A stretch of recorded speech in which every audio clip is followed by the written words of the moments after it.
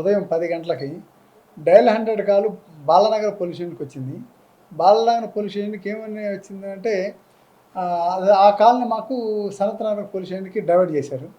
So, చేస్తే అక్కడ మేము పలానా చోట ఎక్కడంటే ఫతేనగర్ బరేలా గ్రౌండ్ దగ్గర రైల్వే ట్రాక్ పక్కనే ఒక ట్రాన్స్‌జెండర్ బాడీ పడి ఉంది. ఒకసారి వెరిఫై చేసుకోండి అని మాకు వస్తే మేము ఇమ్మీడియేట్‌గా మా టీమ్, మా సీఐ గారు, మా స్టాఫ్ అంతా కూడా అక్కడ పోయి వెరిఫై చేయడం జరిగింది.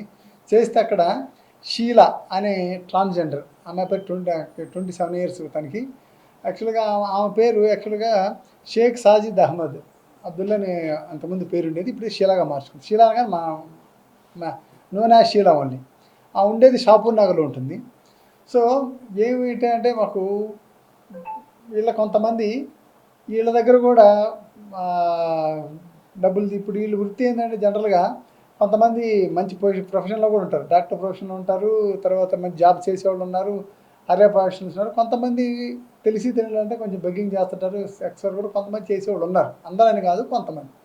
సో, దాన్ని ఆసరాగా చేసిన కొంత సస్పెక్ట్స్ ఏం చేశారంటే వీళ్ళ డబ్బుల కోసం వాళ్ళ దగ్గర ఉన్న ఫోన్ అవి గుంజుకొని ఆమెని మాకు క్లారిటీ ఇంకా రాలేదు. దేనితో కొట్టాను చూస్తున్నాం, వెరిఫై చేస్తున్నాం. సస్పెక్ట్స్ని ప్లస్ ఏదైతే వెపన్ ఉన్నాడో అవి కూడా కొన్ని దొరికినాయి. మాకు ఇంకో దొరకాల్సిన ఇన్వెస్టిగేషన్ చేయాల్సి ఉంది. ఫర్దర్ ఇన్వెస్టిగేషన్లో ఆ సస్పెక్ట్స్ ఎవరా, లేకపోతే ఇంకా ఈ ఏమేమి వెపన్స్ ఉపయోగించారో కారణాలు ఏం తెలుసుకొని మీకు ఫర్దర్గా మీకు తెలియజేయడం జరుగుతుంది. మనకి ఇంకా మా దగ్గర వెపన్స్ ఇంకా స్వాధీనం చేసుకోలేదు మేము.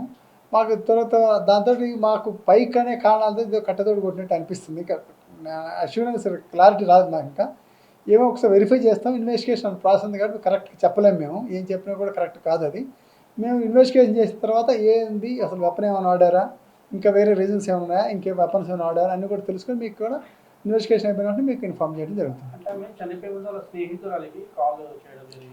చేయడం అది మామూలుగా 5:30కి వాళ్ళ ఫ్రెండ్కి ఒక ఆమెకి 5:36కి ఆ పెద్దలో ఒక ఫ్రెండ్కి కాల్ చేసి చెప్పింది. ఇట్లా ఎవరో నన్ను వెంబడిస్తున్నారు, అట్లా మనీ ఎక్స్ట్రాక్ట్ చేయడానికి చేస్తున్నారని చెప్పింది. కానీ మనకి పోలీసులకు ఎవరు ఆమె ఫోన్ చేయలేదు. మాకు 10 గంటలకు డయల్ 100 కాల్ వచ్చింది. సస్పెక్ట్ వాళ్ళు చెప్తున్నారు. చెప్పే సస్పెక్ట్ని బట్టి మేము వెరిఫై చేస్తాం. అంతా కూడా ఇన్వెస్టిగేషన్లో అంతా సస్పెక్ట్ని వెరిఫై చేసి దాని ప్రకారం మేము కేసుని టేకప్ చేస్తాం. తరచుగా అంటే ఇక్కడ అంటే డిఫరెంట్ ప్లేసెస్ ఎక్కడ కాదు. అవి తరచుగా అంటే మళ్ళీ అర్థం మారిపోతుంది. ఇది ఈ ఏరియాలో జరుగుతుంది. వాళ్ళు చెప్పేది జనరలైజ్ చేసి త్రూఅవుట్ స్టేట్లో జరుగుతున్నాయని. అటువంటి మన దగ్గర ఏమైనా ఉంటే కూడా తప్పనిసరిగా యాక్షన్ తీసుకుంటాం. వాళ్ళ మీద ఫర్దర్గా జరగకుండా నిరోధిస్తాం. అది క్లారిటీ లేదు మనకి.